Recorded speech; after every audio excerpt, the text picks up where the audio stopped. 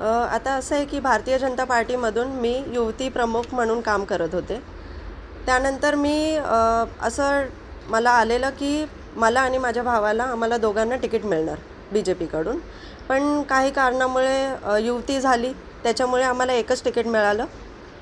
त्याच्यानंतर मी अपक्ष अर्ज भरला.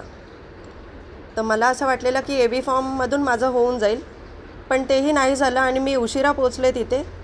त्याच्यामुळे माझं म्हणून त्यावेळी मी माघार घेता आलं नाही मला. तर आत्ता माघार घेते. आता तुम्ही काय करणार? आता काय नाही, आता 15 तारखेला इलेक्शन आहेच. तर त्याच्यामध्ये आपले जे भारतीय जनता पार्टीचे जे उमेदवार उभे आहेत त्यांना माझं सपोर्ट असणार आहे. 2 तारखेला माघार घेण्याची शेवटची तारीख होती. हो. त्या दिवशी आपण उमेदवारी अर्ज मागे का नाही घेतला? मी नाही घेऊ शकले कारण मी उशिरा पोचले तिथे. म्हणजे मी वॉर्डात होते त्या टायमाला आणि मी पोचता खूप उशीर झाला त्याला. 13 उमेदवारांना तुम्हाला तुमचा पाठिंबा असेल?